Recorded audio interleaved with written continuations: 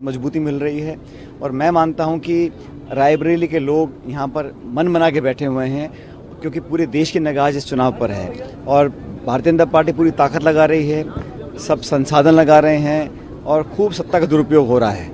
जो इंजन है ना दोनों सिंगल डबल वो सब लगे हैं यहाँ पर, लेकिन कोई काम नहीं आ रहा है। कोई लोग मन बना चुके हैं और ये जाति धर्म बिरादरी से ऊपर उठ गया चुनाव। ये चुनाव भविष्य का चुनाव है और राहुल जी को मदद और आशीर्वाद देने के लिए पूरे रायबरेली के लोग यहाँ पर उत्सुक हैं और 20 तारीख को भारी मतदान करके जिताएंगे उनको। सर, भाजपा का ये प्रचार हो रहा है, वायनाड चले गए, वायनाड से फिर अमेठी न आकर अब रायबरेली आ रहे हैं। इसका भी प्रचार इस दोनों ही क्षेत्रों में, अमेठी रायबरेली में, दोनों में यही बात मुख्य रूप से। पहली बात तो जो प्रधानमंत्री ने प्रचार कर दिया ना अडानी अंबानी जी का, और जो उन्होंने अपने मुंह से बातें बोली हैं उस पर कब एक्शन लेंगे। उन्होंने जो बोला कि काला धन टेम्पो में जा रहा है और पार्टी को मिल रहा है, तो जब वो खुद ही इस बात को एक्सेप्ट कर रहे हैं तो उन पर जांच करानी चाहिए। उनको किस बात का इंतजार कर रहे हैं। और इतनी बड़ी बात बोली है, एक पब्लिक मंच से बोली है, इसका भी खुलासा होना चाहिए कि वो कहना क्या चाह रहे थे, जांच कौन करेगा, कब तक उसका पता पड़ेगा। और ये इस तरह का माहौल बना रहे हैं। मैं समझ रहा हूँ कि वो पूरे बैकफुट पे आ चुके हैं। अब आज 4 चरण के चुनाव पूरे हो गए हैं। लगातार कांग्रेस और इंडिया अलायंस के जो हमारे कैंडिडेट्स हैं वो बढ़त बनाए हुए हैं, उनको मालूम है पिछड़ रहे हैं, इसलिए ध्यान डाइवर्ट करने के लिए नाना प्रकार की बातें बोली जा रही हैं। लेकिन हमारा जो गठबंधन है बहुत मजबूती से आगे बढ़ रहा है और जितनी जल्दी जमीन खिसक रही है भाजपा की, उनको उम्मीद नहीं थी।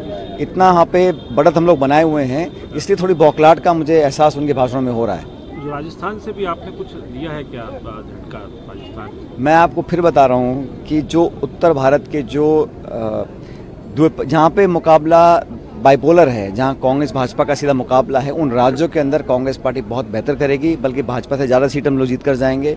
और भारतीय जनता पार्टी तो हर राज्य में लूज ही कर रहे हैं ना, गेन कहाँ कर रहे हैं। और उत्तर प्रदेश में राहुल जी के यहाँ से लड़ने से निश्चित रूप से हमारी पार्टी को और इंडिया गठबंधन को बहुत बल मिल रहा है। सर, 2 सवाल पूछना चाहूँगा। पहला ये कि प्रधानमंत्री ने कल ये भी कहा 5 साल में 5 नाम आएंगे, एक साल के लिए प्रधानमंत्री बना करेगा। ये भी सवाल पब्लिक रैलियों से उठाया उन्होंने। भाई वो अपने बारे में क्यों नहीं बताते कि 10 साल में हमने क्या किया।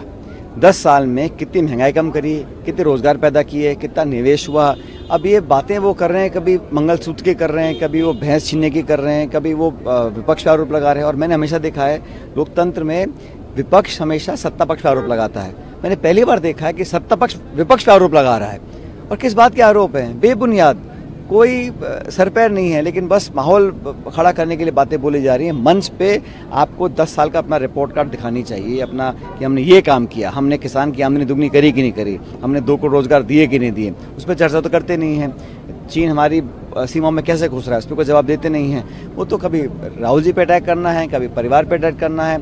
और मुझे लगता है कि ये मुद्दों से भटकाने की जो रणनीति है, अब इस बार कामयाब नहीं होगी। आखिरी सवाल, क्योंकि सर आप एक बड़े स्टार कैंपेनर है कांग्रेस के और मेरे ख्याल सभी राज्य, और राजस्थान आपका जो है कर्मभूमि है, इन दोनों जगहों पर जो है कांग्रेस का राजस्थान में तो पिछली बार खाता भी नहीं था, खुला था और बहुत नगण्य नंबर थे छत्तीसगढ़ में। पहले हुआ उसको भूल जाइए, वो अलग वातावरण था जब चुनाव हुआ था 2019 के अंदर, क्योंकि हमारा बॉर्डर स्टेट है, वहाँ पे एक अलग तरह का वातावरण बना हुआ था। इस बार भाजपा से ज़्यादा सीटें कांग्रेस पार्टी जीतेगी, ना सिर्फ राजस्थान में, छत्तीसगढ़ में, बाकी अन्य राज्यों के अंदर। मैं फिर कह रहा हूँ, जहाँ पे बाइपोलर कॉन्टेस्ट है भाजपा कांग्रेस का, वहाँ हमारा